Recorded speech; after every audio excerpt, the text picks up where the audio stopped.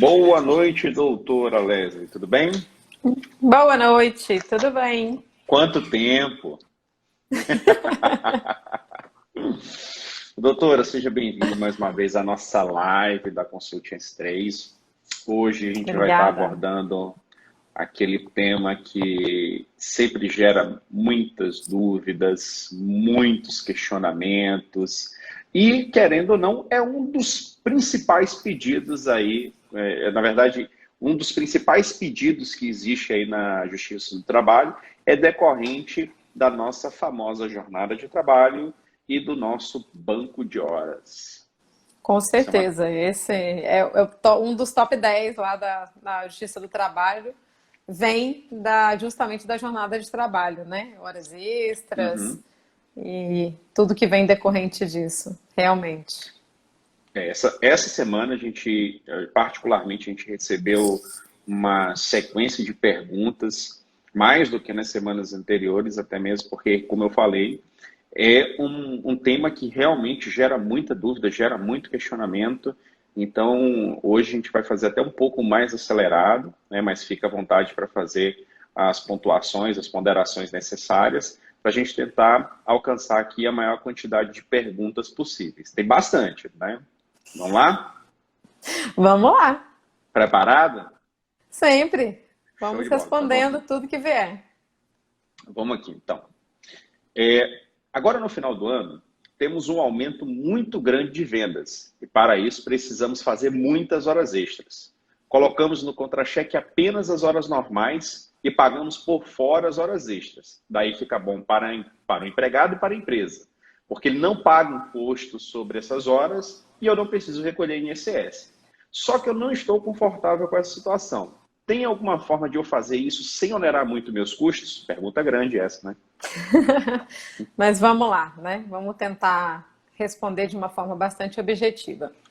Isso é uma prática muito conhecida e muito usual, né, em todas as empresas, em muitas empresas, em todas não, em muitas empresas. Só que justamente por isso é que isso vai gerar as ações trabalhistas. Por quê?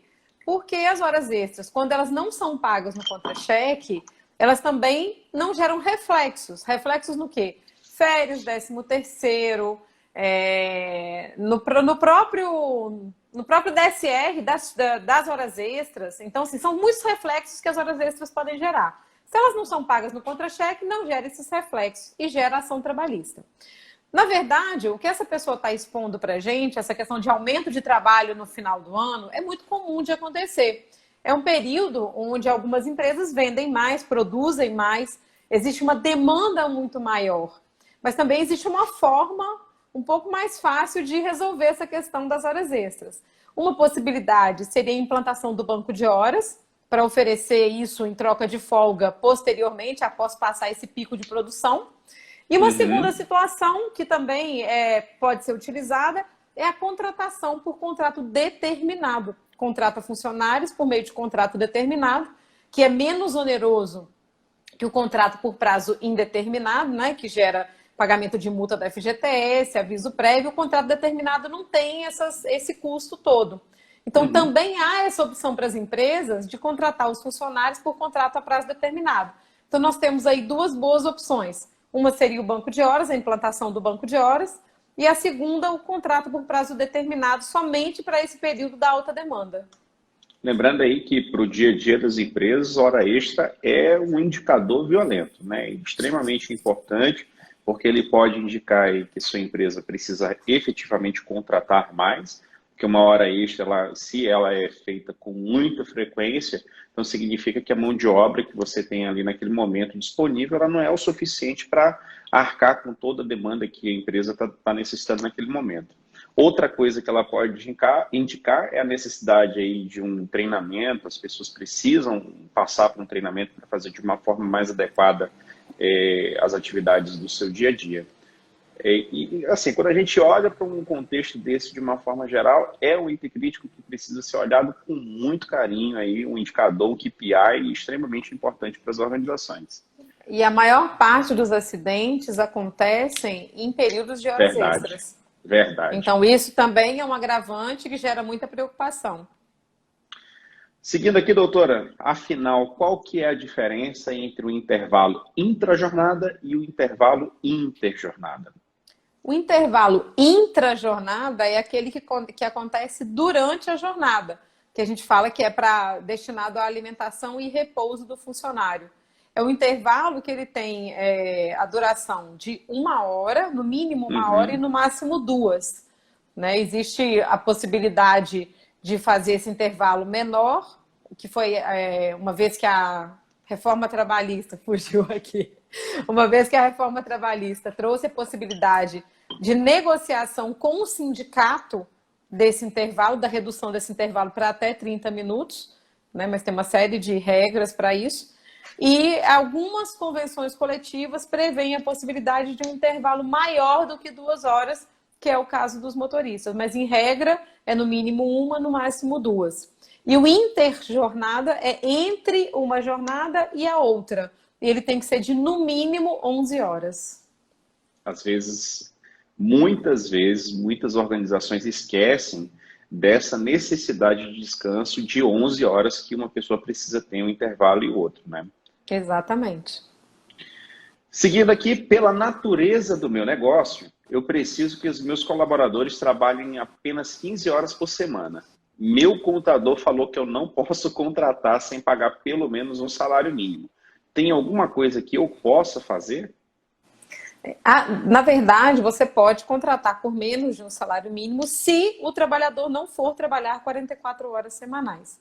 A legislação define que a remuneração mínima é de um salário, mas para quem trabalha 44 horas, que é o limite previsto na Constituição Federal.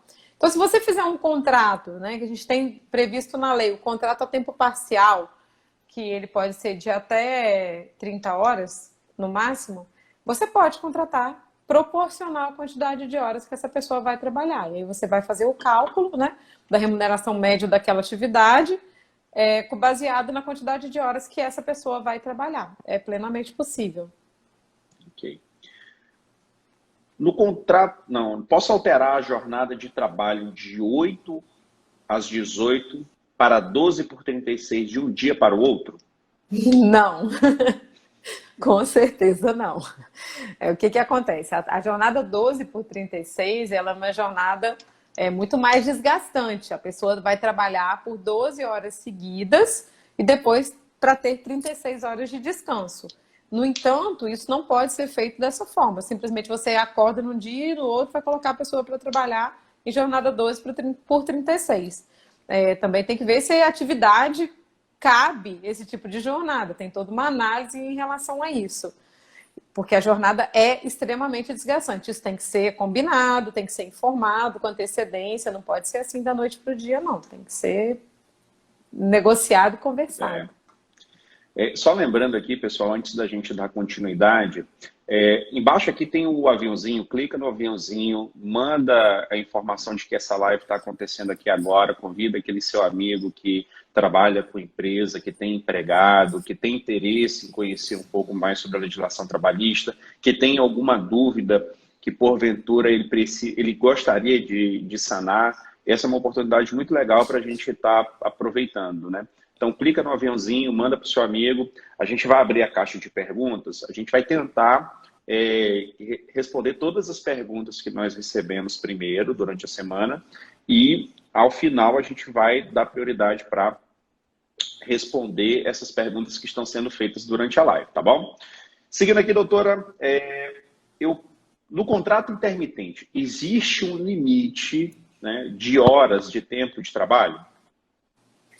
No contrato intermitente, existem regras, como em todos os outros contratos. Mas qual que é a diferença? No contrato intermitente, você não chama a pessoa para trabalhar, ela não é contratada para trabalhar a semana toda ou o mês todo. É sempre através de uma demanda. Então, essa demanda, ela pode ser de horas ou pode ser de dias. Isso tem que ser informado também ao funcionário. Se a gente for falar tudo de trabalho intermitente, a gente vai fazer uma live só sobre isso. Uma live só sobre isso. Tem muitas peculiaridades desse tipo de contrato, é muito trabalhoso, ele tem que fazer muitas avaliações até para saber se ele efetivamente vale a pena para a sua modalidade de negócio, né? Exato, mas assim, em termos da jornada, os limites são os mesmos. né? A Uhum. Constituição fala no limite diário de 8 horas semanais, 8 horas diárias e 44 semanais. Então, existe essa limitação, com toda certeza existe. Se você tem uma previsão de um trabalho mais extenso, pode ser negociado, pode ser conversado, o horário de trabalho, flexibilizar isso de alguma forma? Pode ser, compensando de um dia para o outro ou de uma semana para outra, mas tudo isso tem que ser combinado com antecedência. Não dá para colocar a pessoa para trabalhar e sem hora para terminar. Tem regras e essas regras elas têm que ser atendidas. É como a gente não tem aquele horário estabelecido efetivamente. Via de regra, na verdade, até tem, né? Porque quando você faz a convocação, você tem que informar o período que o trabalhador ele tem que executar suas atividades. Mas como você não tem aquela Exatamente. jornada certinha definida, às vezes as pessoas pensam, não, bota, toca trabalho, corta noite afora aí, que a gente Mas paga a não hora pode. normal, né? Mas não pode. Lembrando que a gente falou agora há pouco a respeito dos intervalos, né? Intervalo interjornada, intrajornada, tudo isso tem que ser respeitado também com o intermitente, não tem diferença em relação a isso. Eu tenho uma equipe que trabalha à noite e eles, para saírem mais cedo, jantam ou lancham e voltam logo ao trabalho. Normalmente dá uns 20 minutos e descontamos os 40 minutos ao final da jornada. Preciso fazer algum documento para isso, doutor? Isso, na verdade, não pode, né? Você está suprimindo o intervalo de alimentação e repouso, trocando para poder sair mais cedo, mas isso não há Uhum. legalidade nisso, né? Isso daí é uma coisa que muitas pessoas acham, não, mas ele combinou comigo, ele almoçou mais rápido para poder sair mais cedo, porque ele precisava sair mais cedo. Eu ouço muito isso, né? Um comentário que eu ouço muito, essa pergunta eu já ouvi várias vezes se tem algum problema. Como eu falei na pergunta anterior a respeito de intervalo, a reforma trabalhista ela abriu a possibilidade de você ter um intervalo de 30 minutos. Mas para isso é exigido um acordo coletivo com o sindicato. Né? Existem alguns procuradores do trabalho que também exigem a anuência do Ministério do Trabalho, que não é mais ministério, mas eu não me acostumo a chamar de secretaria, o Ministério do Trabalho. Então, assim, tem uma série de regras, uma série de requisitos para que esse intervalo ele seja reduzido para 30 minutos. É possível, mas não vai ser num acordo com o próprio empregado. Não vai ser num acordo informal dentro da empresa dele jantar mais rápido, almoçar mais rápido e sair mais cedo. Isso, infelizmente, não é possível. Vamos lá, vamos seguindo aqui. Meu colaborador me perguntou no último pagamento o que é o RSR, que vem no contra-cheque dele. Falei que ia ver com o contador e acabei esquecendo, já que vocês estão respondendo, o que que isso significa? Vamos lá. RSR é a mesma coisa que DSR, né? Repouso semanal remunerado ou descanso semanal remunerado. E essa é uma parcela que é paga, né? Aparece nos contra-cheques, principalmente das pessoas que recebem por hora ou por tarefa. Aí você paga lá as horas trabalhadas, ou as tarefas realizadas e o DSR sobre essas horas, que é o descanso semanal remunerado. É aquele dia que o trabalhador tem o direito de descansar, mas ele recebe por ele, né? Um dia remunerado que ele tem para descansar. Também eu falei mais cedo aqui da questão das horas extras, que quando você insere no contra-cheque, você também tem essa situação, tem a situação de que o DSR tem que ser pago sobre as horas. Ok. Cargo de confiança precisa bater ponto? Cargo de confiança, vamos lá, ele não precisa bater ponto, né? Mas o cargo de confiança, ele tem uma especificidade. As pessoas acham assim, que simplesmente pode se dizer assim, eu tenho um funcionário, ele é cargo de confiança, então ele não recebe horas extras. Tá, ok. Ele não simplesmente por isso, não. O cargo de confiança ele tem algumas características. Quais características? Ele tem que ter o que a gente chama de poder de mando, né? Ele tem que ter autonomia dentro da empresa, ele tem que poder admitir e demitir, ele tem que ter o poder de representar a empresa. Então, assim, e também, né, além de tudo isso, além desses poderes todos, ele tem que estar com esse cargo registrado na carteira de trabalho dele e receber o adicional correspondente, que é de 40%, que a lei determina. Então, se preencher todos esses requisitos, ele não precisa bater ponto. Agora, simplesmente chamar uma pessoa de gerente ou dizer que ela tem cargo de confiança sem atribuir esses direitos a essa pessoa, né, esse poder de mando, esse poder de representação e o pagamento do adicional, aí ele não é cargo de confiança, ele tem que bater ponto como qualquer outra pessoa. O meu colaborador, ele me perguntou no último pagamento se em caso de falta, né? Por que ele perde o DSR? Porque é uma regra da lei. Se existe a falta, é também descontado o DSR, não é que ele perde a folga, né? Porque eu já recebi várias perguntas desse tipo, né? O pessoal da empresa pergunta, olha, ele faltou, então eu vou colocar ele para trabalhar no outro dia. Não, não pode. A folga dele é garantida. O que ele pede é a remuneração do repouso. Então ele vai ter o desconto da falta e mais o desconto do DSR. E se o empregado ele falta 2 vezes na mesma semana, pode ser descontado 2 vezes o DSR? Não, não pode. É um por vez, né? Cada semana é uma situação, até porque é um DSR a cada semana trabalhada. Essa aqui é boa, hein? Às vezes eu preciso do meu empregado à noite ou nos finais de semana. E avisei para ele, quando eu contratei, que eu poderia chamá-lo a qualquer momento e que ele deveria me atender, pois o nosso trabalho é crítico. Só que eu pago hora extra quando chamo. Vocês falam tanto em documentos. Preciso fazer algum documento com ele?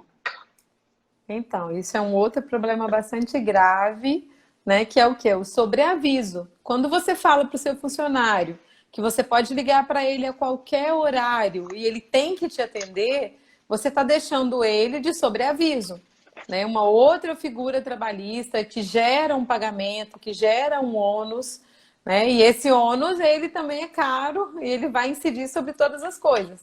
Mas é o ônus que você paga para deixar o seu funcionário à sua disposição de ter que te atender a qualquer horário. Então, o sobreaviso é isso, é você deixar o seu funcionário à sua disposição para que ele te atenda a qualquer momento.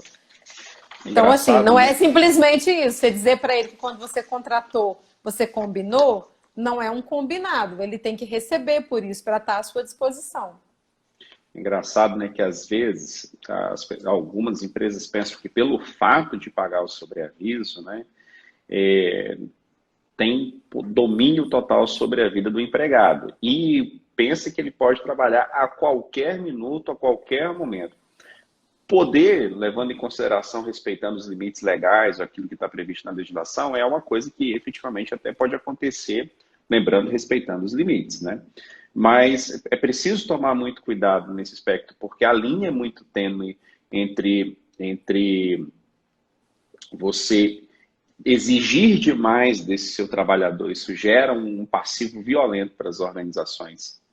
E também tem a situação de que o sobreaviso, ele não paga as horas trabalhadas. Se ele for chamado e trabalhar em hora extra, ele vai ter que receber horas extras pelas horas que ele trabalhou.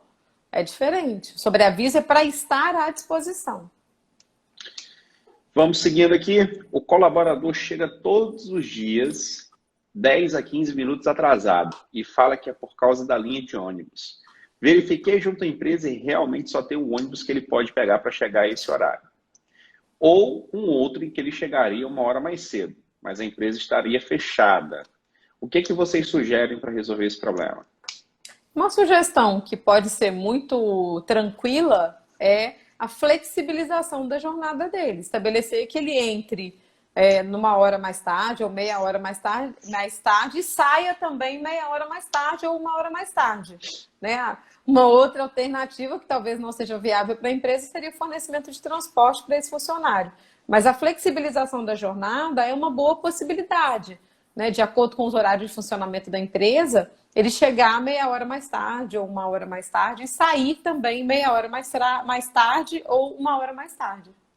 É importante também a gente pensar que nós estamos vivendo um novo momento, um novo mundo, e é necessário a gente fazer as adaptações, até mesmo para que a gente não perca talentos aí de forma desnecessária, né? Se a gente parar para pensar, o turnover, você perdeu um talento simplesmente porque você não pode abrir mão de 5, 10 minutos, flexibilizar de alguma forma isso, eu acho que é algo que precisa ser pensado com muito carinho para evitar custos desnecessários aí no futuro para as organizações, né? Principalmente porque é um fato que não depende do funcionário. Uhum. Né? Trabalho à noite e recebo adicional noturno. Eu fui comunicado que a partir do próximo mês irei trabalhar de dia, mas por vergonha não perguntei ao meu supervisor se eu vou perder o meu adicional. Nesse caso, eu posso perder o adicional, doutora? Pode e vai perder o adicional. Por quê? O adicional noturno, ele é pago como uma compensação pelo trabalho noturno. Por quê? Porque é considerado que o trabalho noturno ele é mais desgastante, mais penoso do que o trabalho diurno. Né? Muito embora muita gente já está acostumado e trabalha melhor até à noite do que durante o dia, a legislação ela pensou nisso, ela pensou na dificuldade e na penosidade do trabalho noturno como sendo mais dificultoso do que o trabalho diurno. Então, existe esse adicional para isso. Né? Então, se ele vai ser transferido para o turno diurno, com toda certeza, ele vai perder o adicional. Isso é uma coisa legal, é legalmente previsto a perda desse adicional, porque não vai ter mais aquilo que motiva o pagamento, que é o trabalho noturno. Lembrando aí que a jornada uma hora noturna não é uma hora, né? Efetivamente, seria É um aproximadamente, pouquinho menos. 52 minutos e meio. Então, é preciso fazer a Isso. conversão. Então, uma jornada que seria de 8 horas, ela vai ser um pouquinho maior se ela for executada aí no período que compreende o horário noturno, jornada noturna. Isso, exato. Isso aqui é interessante porque a próxima pergunta, né? Porque fala de uma situação muito corriqueira que acontece aí nas organizações, quando os colaboradores eles vão justificar algumas ausências e aí eles começam a matar pai, mãe, tio, filha, primo, avô, avó da sogra, enfim, por aí vai, né? Então a pergunta é assim, a avó da minha esposa morreu e precisei acompanhá-la no velório, até mesmo porque ela não tinha condições de ficar sozinha. Apresentei o atestado de óbito para a empresa, mas mesmo assim eles cortaram o meu dia. Eu acho que tem que dar graças a Deus que cortaram só o dia, né? Porque poderia, inclusive, pegar uma advertência se ele não tivesse comunicado. Exatamente. A legislação ela autoriza as faltas, né? A gente chama de falta justificada no caso de óbito de ascendente ou descendente, mas é próprio, né? No caso não seria da esposa. O que seria mais correto e talvez ele não teria sido punido? Se ele combinasse com a empresa, olha, faleceu a avó da minha esposa, eu preciso acompanhá-la e eu proponho de faltar nesse dia para compensar num outro dia, ou pagar essas horas de uma outra forma. Tudo isso é possível. Agora, legalmente, o que é justificado, a falta que é justificada é de ascendente e descendente próprio, não da esposa nem de outra pessoa. Aí não se tem deixar, cada dia lá no RH aparece um parente morto, né? Que mata muita gente. Às vezes tem vó que morre 2 vezes, 3 vezes, isso é muito comum. Seguindo aqui, doutora, se eu precisar que meu empregado trabalhe uma parte da hora do almoço, sendo que eu vou pagar para ele por isso, eu pago como hora extra?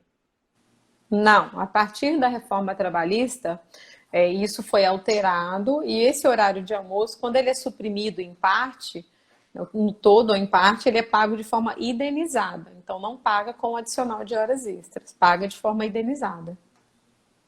Aproveitando aqui, a gente está chegando aqui mais ou menos na metade da nossa live. Então, para quem está aqui acompanhando conosco até agora, vai aqui no aviãozinho, pega esse aviãozinho, manda para aquela pessoa que você conhece, que precisa, que tem interesse, que tem dúvida, que gostaria de sanar algumas dúvidas relacionadas à parte trabalhista. Hoje, especificamente, a gente vai falar sobre jornada de trabalho e banco de horas. Manda para ela, convida ela, chama ela para vir para cá, fala assim, ó, tá rolando uma live agora lá da Consulting S3, lá no @Consulting S3. Chama ela para poder participar da nossa live hoje, que tem muito conteúdo, a gente está gerando bastante conteúdo aí com essa sequência de lives que a gente está fazendo. Aproveitando aqui essa semana, a gente vai falar ainda sobre compliance trabalhista aí na quinta-feira. Semana que vem a gente vai ter mais live sobre perguntas e respostas, a gente vai trazer conteúdos diferentes. Já temos confirmado aí também o CEO da Live, que é uma empresa de consultoria em saúde e segurança do trabalho, que ele vai estar conosco, o Lucas Galdino, para falar um pouco sobre questões relacionadas à saúde e segurança do trabalho. Então, assim, esse período que a gente está trabalhando agora, tem muita coisa legal para a gente trazer, que a gente está trazendo, e que vai gerar muito conteúdo. Então, como são questões que envolvem as relações de trabalho, as organizações, e isso gera impacto financeiro diretamente para as organizações, chama essas pessoas, informa para elas, está rolando lá, cola com a gente aqui na Consulte S3, que a gente vai estar buscando sanar o máximo de dúvidas possíveis aí, né? E seguindo aqui, vamos continuando aqui. Enquanto empresa, seria possível justificar ocorrências de excedentes de hora extra, por exemplo, em caso de condição climática, acidente em estrada?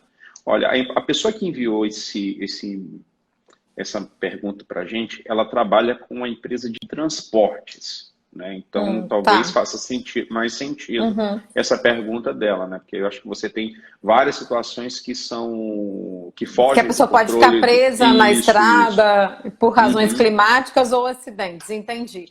É possível, sim, com certeza, mas isso tem que ter um cuidado maior. Não é simplesmente ligar e falar, olha, deu um problema aqui, choveu demais, não está passando, ou deu um acidente. Tudo isso tem que ser documentado. Então, se a empresa ela pretende ter isso como justificativa, a preocupação é dela de fazer comprovação disso, documentar essa situação, documentar o acidente ou documentar a condição climática, faz um registro disso na empresa, cria algum tipo de formulário, né, para registrar isso. Acidentes são fáceis, né? Até pela PRF você consegue justificar. Condição climática, nem tanto. Mas é uma preocupação que a empresa precisa ter. Se ela tem a necessidade de justificar que isso aconteceu, que ela faça isso de uma forma documentada, sempre. Quais são os direitos do colaborador quando a empresa não cumpre o prazo limite de compensação do banco de horas que consta em acordo coletivo? Tá. Se ele está em acordo coletivo, lá tem que ter um prazo, né? Sem o sindicato, o nosso limite é 6 meses. Com o sindicato, ele pode chegar a 1 ano. Agora, tem que verificar no acordo coletivo se existe alguma especificação de cumprimento, né, dessa compensação, seja ela negativa ou positiva. Se tiver lá dizendo que é no final, no prazo do banco, então é imediatamente no mês seguinte. Vamos colocar assim, que o banco de horas ele encerra agora em novembro. Né? Então, a empresa ela tem até o dia 30 de novembro para fazer essas compensações. Seja ela negativa, positiva, ou o empregado compensar, ou a empresa compensar. E aí, no final de novembro, o que não compensou, se for negativa, desconta. E se for positiva, tem que pagar. A regra é que seja no mês subsequente ao vencimento. No pagamento, por exemplo, de 5 de dezembro, já teria que fazer o pagamento das horas extras que não foram compensadas no mês de novembro. Se tem que ser descontado da mesma forma no pagamento feito em 5 de dezembro. Agora, se o acordo coletivo ele tiver uma especificação diferente disso que eu estou falando, tem que atender ao que está no acordo coletivo. Por regra, é isso que eu disse. É no mês seguinte. A gente já falou, acho que na nossa última live, que uma das coisas mais importantes é que as empresas elas conheçam convenções coletivas e os acordos coletivos, né? Sim. Quem trata com essa relação de trabalho do dia a dia, que isso é crucial, é isso que vai regir as relações de trabalho aí do dia a dia entre a empresa e o colaborador. É de suma importância, né? E esse acordo coletivo de banco de horas provavelmente foi feito especificamente para isso. Então ele nem deve ser muito difícil de ser conhecido. Deve ter cláusulas específicas somente de banco de horas. Por quê? Vamos lá, deixa eu fazer uma outra ressalva aqui. Se por... É porque eu vou lembrando, eu tenho que ir falando. Se por acaso esse acordo coletivo ele tiver só aquela cláusula prevendo assim, que é autorizado a utilização de banco de horas, ele não serve. Então, aí a empresa vai ter que fazer um acordo de banco de horas específico com o funcionário ou outro específico com o sindicato, porque existe essa possibilidade. Beleza. Tenho 13 funcionários. Registro o ponto em um caderno de ponto. E em seguida eu transfiro para uma planilha em Excel. Nossa, só aí eu já fiquei cansado só de ver. Só de pensar no trabalho que ele tem. Imprimo e coloco para os funcionários assinarem novamente. Tem uma forma mais fácil e barata para fazer isso? Nossa, tem muitas. Muitas. Eu vou deixar você falar primeiro e, dependendo aqui, até complemento mais. Mas vamos lá. Primeira coisa que eu vou falar. Não, caderno não, pelo amor de Deus. Por quê? O caderno, ele está sujeito à rasura, ele está sujeito à marcação equivocada do ponto. E isso não pode, de jeito nenhum. Ponto em caderno, isso é um negócio que não usa mais. Eu aconselho sempre, né? A gente até, pela consultoria, a gente aconselha sempre as empresas a comprarem aquelas maquininhas, umas maquininhas assim de ponto, que você enfia o cartãozinho, entendeu? Que é, né, conhecida por essas máquinas de construção civil. Só que hoje elas são muito mais modernas, são bonitinhas, assim, branquinhas, digitais, são bem bonitinhas e são baratinhas. Você acha que dá para comprar por uns R$ 400. E a marcação é segura, ela é limpinha, não vai ter rasura, porque não tem nada mais desesperador do que você apresentar um ponto na justiça quando é preciso e ele tá todo porco, todo rasurado, no horário não bate nada com nada, rabiscado, né? Então, assim, o pessoal acha assim que rabiscou, assinou na frente, está valendo. Não tem nada disso. Se tiver rasura, já está invalidado. Então, eu aconselho sempre isso. Pode usar a planilha de Excel, se quiser? Pode usar para poder apurar as horas do mês, fazer extrato de banco de horas, tudo isso é possível. Mas assim, o ponto, marcar o ponto, não usa caderninho não, pelo amor de Deus. Essa aqui é boa. Como é que funciona o banco de horas? Eu quero implementar na empresa onde eu trabalho, mas meu chefe não me dá a oportunidade porque acha muito complicado. Banco de horas é muito simples. Na verdade, é muito simples e é muito prático. As pessoas que complicam, né? As pessoas que complicam. Mas o que você precisa para você implantar um banco de horas? Primeiro, você tem que montar um sistema de ponto que seja possível de você ter exatamente a marcação correta. Então, pode ser essa maquininha que eu falei, pode ser um aplicativo, pode ser ponto eletrônico. Você tem muitas possibilidades. E aí, você tendo essa possibilidade de marcar o ponto corretamente, você vai fazer um termo de acordo com o seu funcionário. Esse termo de acordo é específico, dizendo assim, como é que vai funcionar o meu banco de horas? Ah, vai funcionar assim, assim, assim, a regra é essa, a compensação vai ser assim, o prazo é esse, vai ter lá todas as regras. Feito isso, ele é uma conta bancária. Ele é crédito e débito. Se o funcionário atrasou ou faltou, débito.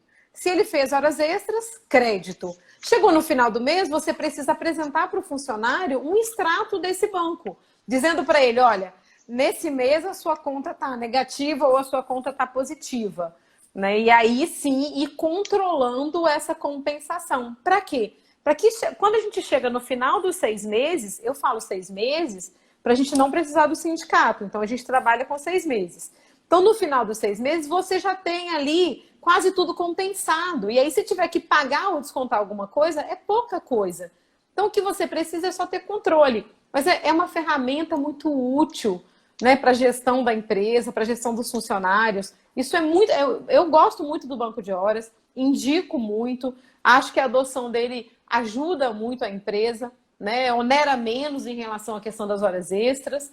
Então mas é bem prático assim. O que você precisa é de uma forma de marcação do ponto e o controle mensal, nada mais que isso. Não é um bicho de 7 cabeças. Lembrando que, dica importante é o seguinte, não é porque você tem um banco de horas que simplesmente o funcionário chega assim, não vou trabalhar amanhã, ou falta e avisa em cima da hora, né? É tudo e combinado. Simplesmente fala assim, desconta aí. Não é assim que funciona. Você combina Tem que primeiro. ser tudo combinado. Combinado para faltar, combinado para compensar, combinado para tudo. Combinado para pagar as horas, tudo tem que ser combinado. Nada pode ser simplesmente falta, liga e fala, olha, bota meu dia aí no banco de horas, desconta do meu banco de horas. Não pode ser assim. Não, aí o planejamento de qualquer organização vai por água abaixo, né? Você tem um Não, não dia funciona. planejado, projetado, aí não funciona. Aí por isso que algumas pessoas, pelo fato de não conhecer a forma de utilização do dispositivo, acham que é complicado, acham que não vale a pena, acham que em coisas, né? Mas eu sou um grande fã, eu acho que, inclusive, você pode fazer gestão de clima organizacional com isso, porque às vezes você tem períodos que realmente você tem muitas demandas de trabalho, e isso acaba gerando uma quantidade X de horas extras e você tem a necessidade de fazer compensações futuras. E dependendo como for, para as pessoas que vão aí futuramente compensar essas horas, é uma mão na roda. Pega uma sexta, faz sexta, sábado, domingo, ou pega sábado, domingo, segunda, ou emenda junto aí com o feriado, ou no meio da semana precisa fazer alguma coisa pessoalmente, né? Então, assim, é um negócio sensacional se você souber utilizar essa ferramenta. Eu enxergo ela como uma ferramenta de gestão, né? Sim, mas é uma ferramenta muito boa. A gente respondeu aquela, eu acho que uma primeira ou segunda pergunta a respeito da demanda de final de ano. Tem muitas empresas que em janeiro elas têm uma demanda muito pequena, que não justifica a quantidade de funcionários. Então pode usar as horas realizadas em dezembro para fazer compensação em janeiro. É bem possível isso. Antes da gente dar continuidade, né, vamos fazer o seguinte, vamos fazer aquela nossa tradicional, dar o nosso tradicional print, que eu fui chamado a atenção, na última live eu falei que é para a gente fazer a nossa selfie, né? Mas a gente vai dar o nosso tradicional print na tela, a gente dá o print na tela e a gente pede aí para que vocês deem esse print, marquem a Consulting S3, coloquem no stories de vocês, marca lá, @consultingS3, bota lá, @marceloserra.adm e @Leslie Mesquita. Acertei, doutora? Acertou, o meu é o mais fácil. Pronto. Esse é o mais fácil. Então vamos lá, rapidinho aqui. Aqueles 3 segundinhos eternos, a gente vai congelar o sorriso para que todo mundo possa tirar o print. 1, 2, 3 e... Beleza. Então, tirou o print, coloca lá no Stories, marca a gente e a gente vai dar seguimento aqui com a nossa live.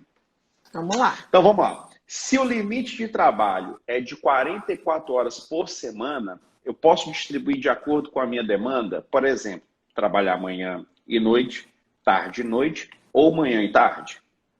Pode, sem nenhum problema. Mas é o que eu disse, né? A gente precisa fazer isso de forma regular. Então, no contrato de trabalho, quando você contratar o funcionário, você pode distribuir essas 44 horas da forma que melhor aprouver. Lembrando que depois das 10 a gente está em horário noturno e, como você mesmo mencionou, a hora é reduzida. Mas a exceção disso é possível que essa distribuição ela seja feita.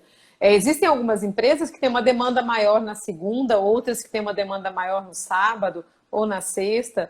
Então, pode pegar essas 44 horas e fazer a distribuição pela semana. Isso se chama compensação de horas na semana. E a gente documenta isso. Documentando, não tem qualquer problema. Ultrapassou as 44, com certeza vai dar hora extra. Seguindo aqui, é devido o desconto do valor diário, do vale alimentação, quando o colaborador está em gozo de banco de horas? Então, vale alimentação é pago normalmente em razão de acordo coletivo, acordo ou convenção. Então, no acordo ou na convenção, vai estar especificando lá se esse valor é mensal ou se ele é por dia trabalhado. Se ele for por dia trabalhado, e normalmente eles constam por dia efetivamente trabalhado, você pode descontar, mas se ele for mensal, não. Então, assim, eu aconselho a olhar na convenção coletiva, na convenção ou no acordo que determinou o pagamento desse adicional, para poder verificar. Porque existem algumas regras que não são gerais, né? Então a gente não tem como dizer especificamente. Estou à disposição, se quiser que eu olhe o acordo, é só me falar de qual empresa que eu olho o acordo e respondo com mais precisão. Mas a exceção disso eu tenho que aconselhar isso. Olha no acordo, na convenção coletiva e verifica se é por dia efetivamente trabalhado ou se é mensal. Ok. Eu tenho um empregado que trabalha 4 horas por dia e ele vive me cobrando um intervalo de 20 minutos. Eu estou pensando em conceder 10 minutos. O que eu preciso fazer?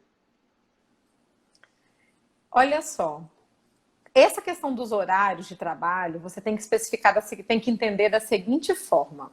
Você tem 4 horas, onde até 4 horas você não tem que dar nenhum intervalo. De 4 a 6, 15 minutos. E acima de 6 horas, no mínimo 1 hora e no máximo 2. Você dá os 10 minutos, é uma liberalidade sua. Obrigação legal não tem. Até 4 horas não tem obrigação legal nenhuma de conceder esse intervalo. Só a partir de acima de 4 horas, 15 minutos, acima de 6 horas, de 1 hora até 2 horas. Lembrando que, se isso for para o bem do seu clima organizacional, acho que não custa nada conceder 10 minutos. Dependendo do tipo de trabalho, você precisa de muita concentração, então se às vezes você precisa de uma pausa. Lembrando também, né, que a gente tem nós temos os nossos picos de produtividade. Às vezes fazer essa interrupção, ela é extremamente válida e necessária para que você continue mantendo aí a sua produtividade na melhor performance. E só fazendo uma observação, eu já tive um cliente de uma empresa que o pessoal queria 10 minutos de folga mais um pão com café. Então, tem esses pedidos também. Seguindo aqui, essa aqui é polêmica. Gratificação de função. Cargo de confiança sem marcação ou registro de ponto. Ok. Faz jus a plantões aos finais de semana sem remuneração extra. Nós tivemos, doutora, só sobre essa pergunta aqui, sobre esse mesmo tema, a respeito de realização de horas extraordinárias, fora do horário de trabalho, para aquelas pessoas que são consideradas como cargos de confiança e que recebem gratificação na função. Nós tivemos não sei se foram 3 ou 4 perguntas só sobre esse tema, tá? Mas gera muita dúvida mesmo, gera muita dúvida. Eu falei, né, respondendo a outra pergunta, eu informei o que caracteriza o cargo de confiança. Então, se essa pessoa estiver dentro desses requisitos que eu coloquei, que é ter o poder de mando, ter o poder de representar a empresa e receber esse adicional de confiança, que é de 40%, ter esse cargo registrado na carteira, ele não tem direito a receber sobreaviso nos finais de semana, né? Presume-se que isso tudo está incluso nessa remuneração a mais que ele tem. É claro que a gente tem que lembrar que não é porque a pessoa tem cargo de confiança que ela tem que trabalhar 24 horas por dia. Isso não existe. Ele precisa de folga, precisa de ter a vida dele. Né? Nem 7 dias por semana, né? Nem 7 dias por semana, ele tem que ter folga. Existe uma razoabilidade, mas ele tem flexibilidade, né? O fato dele ficar um pouco mais tarde não vai gerar hora extra. E também esse sobreaviso ele não teria direito a receber. Né? Porque subentende-se que ele é a pessoa de responsabilidade que responde pela empresa.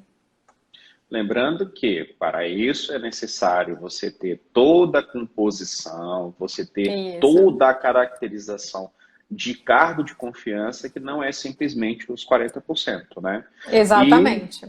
E tomar cuidado, porque quando você tem gestores, pessoas de cargo de confiança, trabalhando longas e excessivas horas durante a semana, você tem N problemas. Você pode ter consequências relacionadas à saúde, saúde e medicina do trabalho, você pode ter um burnout, um problema de depressão, você pode ter maior passivo, problemas para você gerar acidente de trabalho.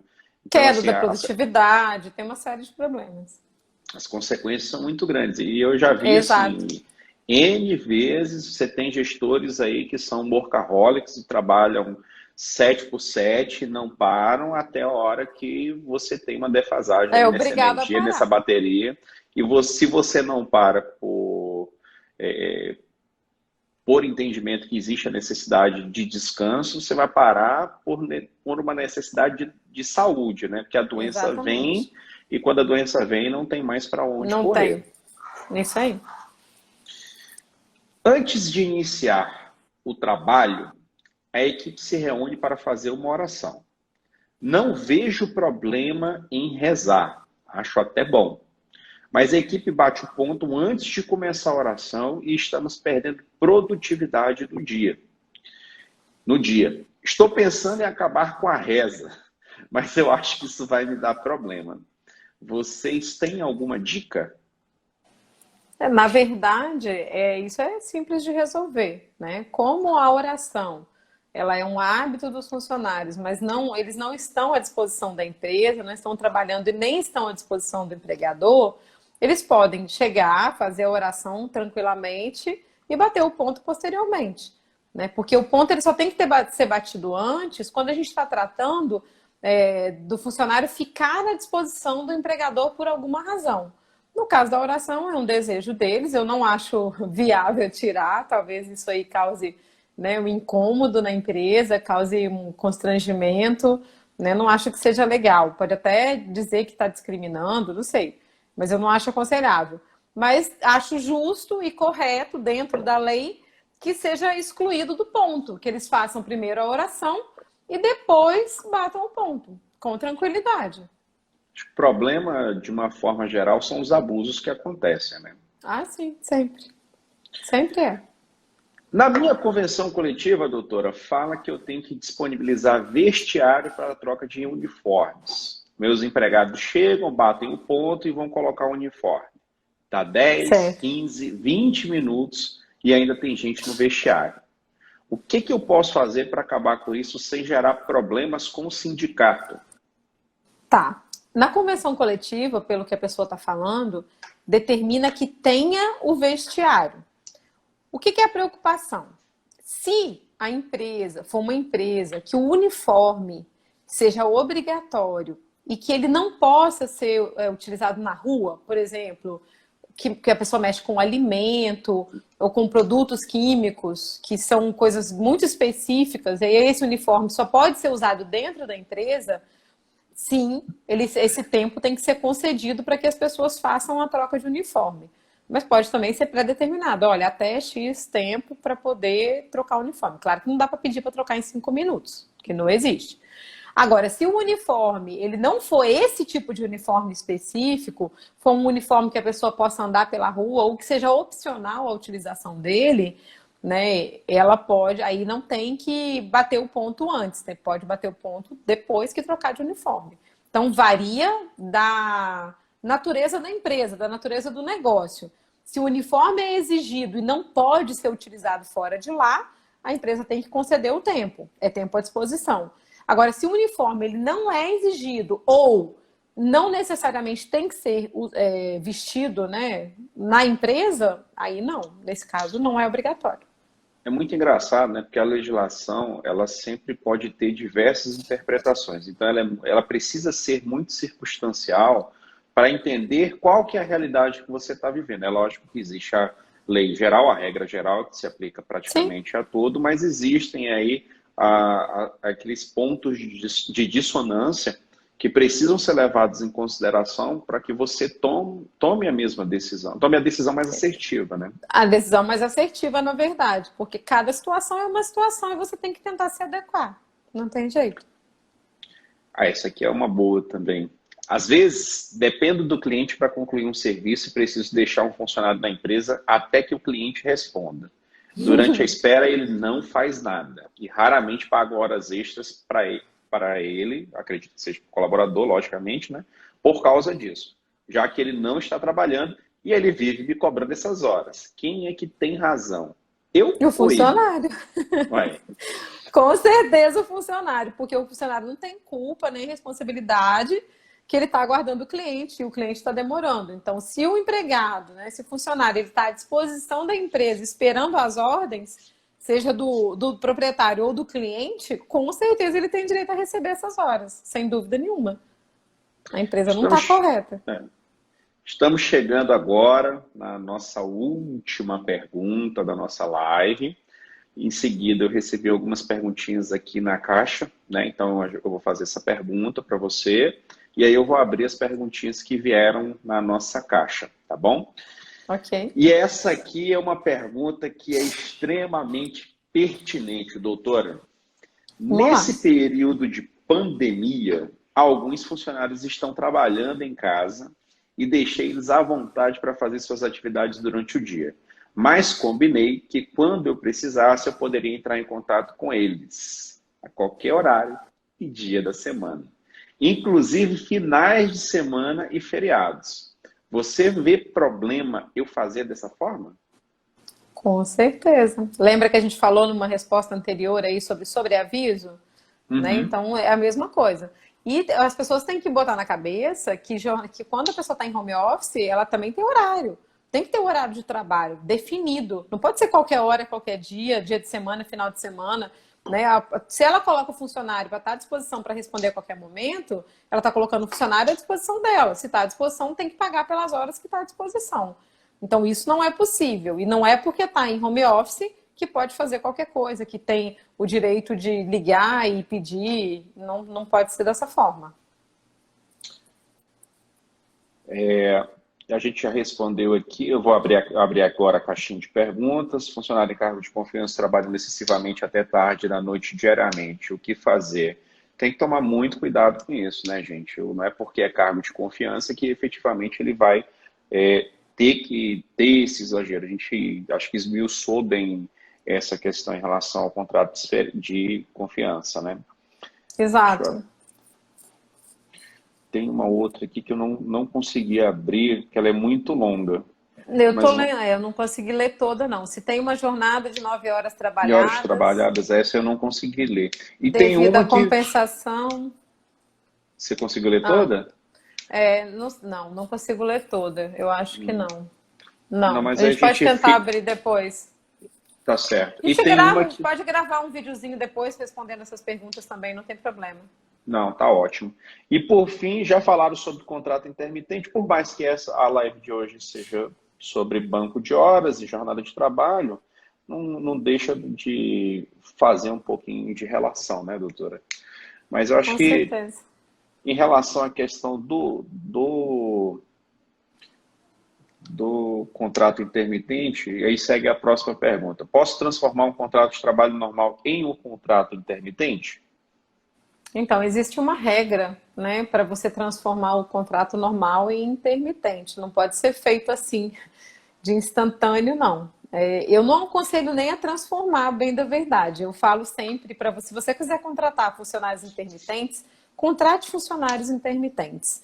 Não faça de um funcionário que não é intermitente, que é um contrato indeterminado, intermitente, que certamente você vai ter problema judicial. A justiça ainda está bem...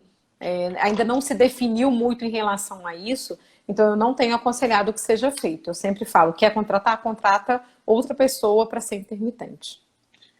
E agora chegamos ao nosso fim, né, o final da nossa live de hoje. Eu gostaria de agradecer a todas as pessoas que nos acompanharam até agora. Eu acho que vem sendo muito rico essa troca de conteúdo, esse bate-papo, essa discussão sobre essas dúvidas que são assim tão recorrentes no dia a dia dos donos de empresa, daquelas pessoas que trabalham com RH, daquelas pessoas que têm dúvida para saber como é que funciona a relação de trabalho no dia a dia, né? Queria agradecer mais uma vez a sua presença, doutora. E aí contamos com você para a nossa próxima live de quinta-feira, aonde nós vamos falar sobre a temática aí de compliance trabalhista. Praticamente esse é o tema que a gente vai discutir na próxima quinta, tá bom? Tá ótimo. Pessoal, muito obrigado, doutora. Quer deixar um recadinho Boa noite para todo mundo? Agradecer a todos. Espero que a gente tenha esclarecido tudo. Se tiverem dúvidas, continuem enviando. Nós vamos continuar fazendo as lives para tentar esclarecer. A gente tem recebido muitas perguntas, nem todas a gente consegue responder dentro da live, da mesma live, né? Mas a gente sempre acrescenta na live posterior. Então, podem continuar enviando, que nós vamos continuar respondendo. Obrigada a todos. Hoje a gente conseguiu responder todas, tá? Mas que essa que mandaram aí, a gente não conseguiu ler, a gente não respondeu, mas a gente responde depois. A exceção dessa. Eu digo o seguinte, a gente conseguiu responder todas que nós recebemos durante a semana. Mas tá bom? Ótimo. Beleza, ótimo. Pessoal? Mais uma vez, muito obrigado. Tá? Esse vídeo vai ficar gravado aqui no IGTV e posteriormente a gente vai disponibilizá-lo aí durante um período no nosso canal do YouTube. Tá bom? Um abraço, doutora, mais uma vez. Boa noite a todos. Boa noite, até a próxima. Até a próxima.